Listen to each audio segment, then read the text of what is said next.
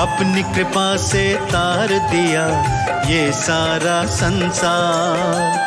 जय जय त्रिकुटामा, जय जय वैष्णो माँ, जय जय त्रिकुटामा, जय जय वैष्णो माँ।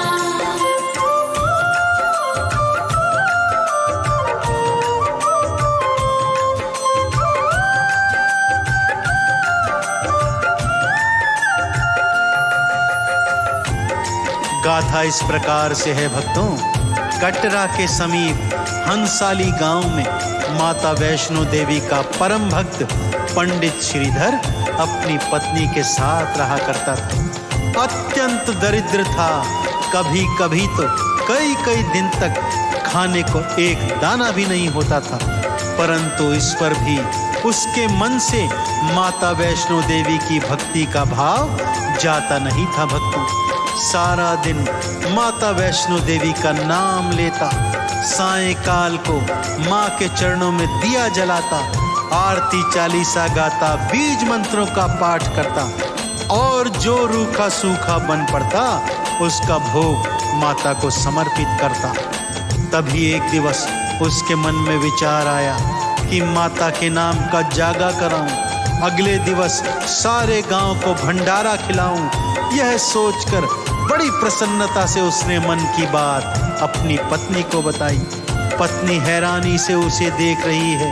स्वामी, घर में खाने को एक दाना भी नहीं है और आप गांव में भंडारा करवाने की बात सोच रहे हैं, भला ये कैसे होगा? लेकिन श्रीधर पंडित तो माता वैष्णो की भक्ति में मग्न है और इसीलिए वो सारे गांव को भंडारे का न्योता देकर आ जाता है। जागा माँ का करवाऊं, करूँ माँ का गुणगान, भंडारा मैं खिलवाऊं, करूँ सबका सत्कार। घर में अन्न का दाना नहीं, खाली सब भंडार, कैसे खिलवाओगे तुम, कैसे करो सत्कार।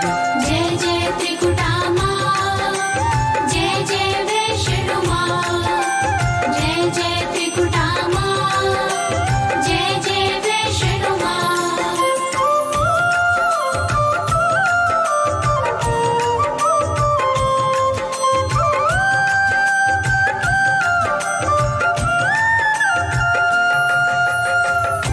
श्रीधर ने अपनी पत्नी से कहा, पगली बिल्कुल चिंता मत कर, ये विचार माँ वैष्णो ने मेरे मन में डाला है तो भंडारे का प्रबंध भी माँ वैष्णो ही करवाएगी। सारे गांव को भंडारे का न्योता दे आया और गांव के बाहर बैठने वाले एक पाखंडी साधु भैरों को भी न्योता देकर आ गया।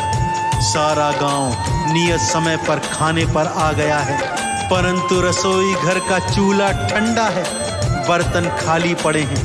पत्नी रो रही है, हे माँ अब क्या होगा, लाज आपके हाथों में है। और श्रीधर वो तो मैया मैया ही गा रहा है, मैया की बाट जो रहा है, माँ मेरी लाज तेरे हाथ में है।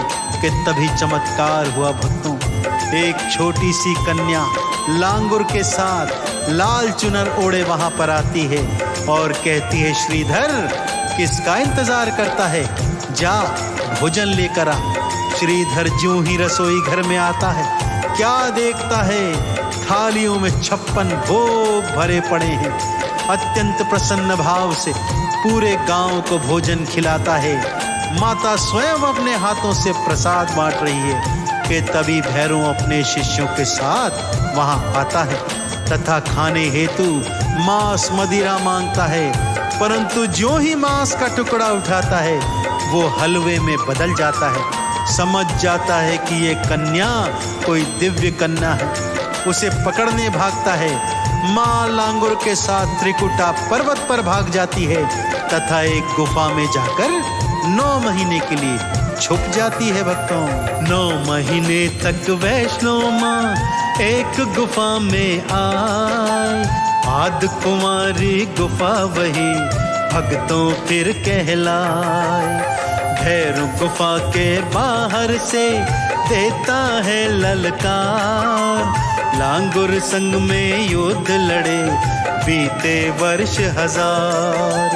जय जय